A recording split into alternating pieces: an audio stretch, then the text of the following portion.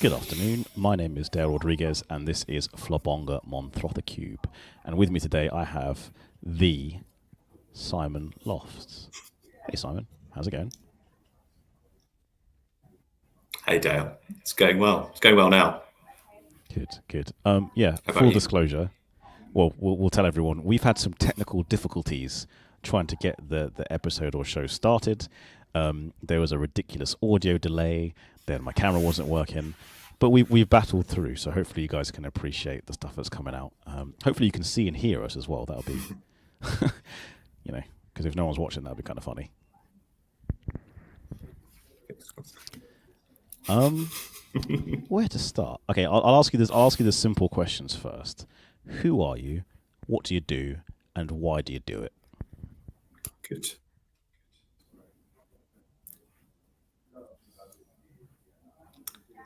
Cool. It was a bit glitchy then, but I think I got the question. So yeah, I'm Simon. I work at Alaka Bank, and my title is partnerships manager. Basically, what that means or what my role is that I'm solely focused on building partnerships and relationships with accounting firms, and I look after the south of England. So, accounting firms in the south of England, it's my role to build a good relationship with them, to support them as a practice if they have a banking need, but importantly, their clients and their SME clients that might need help from a banking perspective. I'm there as a trusted expert, if you like, to Hmm. help them out. And whether it's sort of everyday banking or lending related, they can have a chat with me. So I know you were concerned that I might ask you some curveball And why, questions. why do I do it? Was that the second part? That was the second part, yeah. You okay, Dale? Yeah, I'm good.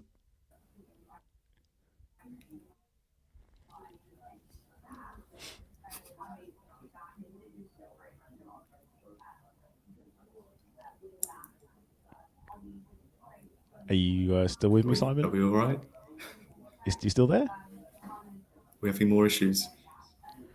I mean, can you not hear me? Yeah. I don't. Is it my side? There is a ridiculous delay of sorts. Oh no. You know what? I think we might have to reschedule. This is yeah, this is not going very well, is it? And I feel bad because we've got people tuning in. Marcus Batson's here. No, it doesn't seem to be.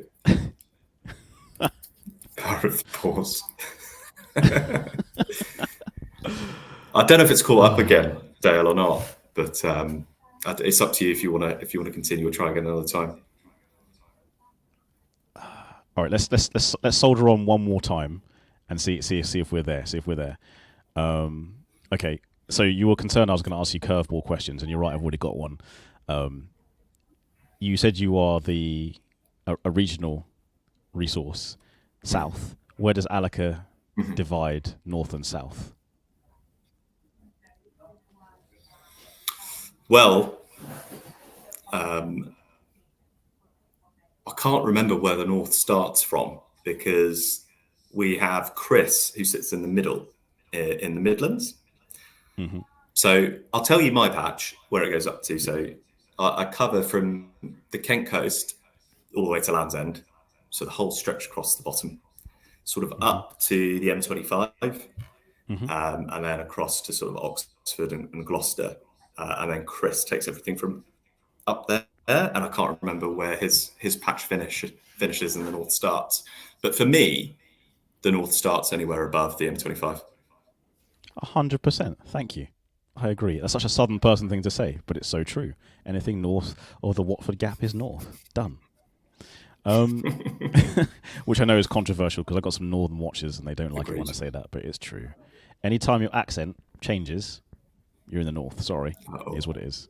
Controversial. Okay, I'll ask a more serious question now. And also, thank you for battling on with the whole okay. delay thing. More serious question. So, Alaka is a bank, and some people would label it a challenger bank. What is a challenger bank? Yeah. A challenger bank is a bank that wants to challenge the status quo from a banking perspective and challenge the incumbent banks, or your high street banks, if you like. So that's what I think a challenger bank is by definition. But I think probably all challenger banks would be digital banks, no bricks and mortar branches, and very technology driven, technology focused. Yeah, I think I'll go with that. Okay. And then follow-up question from that is, why would I, as a business owner, want to use a challenger bank as opposed to a conventional bank? I think it largely comes down to what you want from your bank from an experience I service mean, perspective. I want my money safe So, and lots of interest. That's what I'd like for my bank. Right? Isn't that great. what we all want from our banks? We want our Well, money really safe, and we want to have high interest rates for our savings, not for our debt. yes, definitely.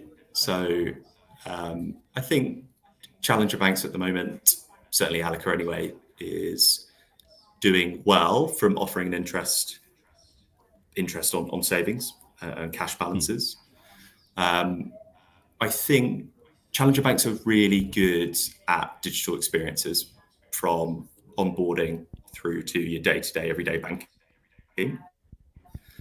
And I think that they've helped drive a lot of innovation in that area, and high street banks have had to catch up a little bit. So if you want slick experience, payments to be easy, that kind of thing, I think a challenger bank is really good.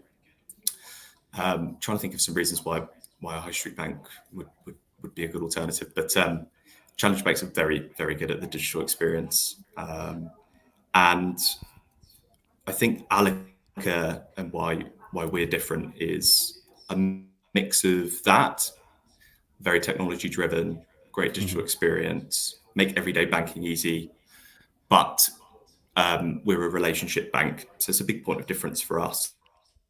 All of our current account customers, our business current account customers, have access to a dedicated relationship manager here at Alica. So you get the technology, but also the people and the human side of things, which is our point of difference. No, that is really cool, because I have heard people complain about we are a licensed challenger bank, banks. and funds are protected under the FSCS protection scheme. Sorry for talking over you. The delay is phenomenal. No, I was going to say, I understand that is one of the challenges of some of the challenger banks, that people say they've lost the customer experience, it's impersonal, they can't call someone.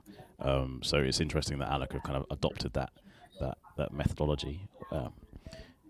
Stupid question for you that you may not know the answer to. What are the challenges of starting or running a challenger bank? And I'll give an example. So I know a little while ago, like Monzo and Starling had issues when it came to onboarding clients because of like certain regulations, and they had to stop for whatever reason. And to the layman, like you don't know why, but there must be a reason why these newer banks were stopped from taking on clients. It wasn't anything illegal, but it was just there's a reason.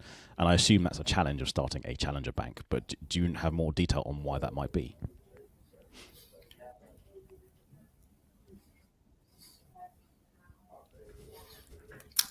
I think I've got most of that, Dale. It's a really good question. I'm definitely the wrong person to answer that. Specifically, why they might have struggled previously with onboarding new clients. I wouldn't like to speculate or try and waffle through it. It's a tough one to answer.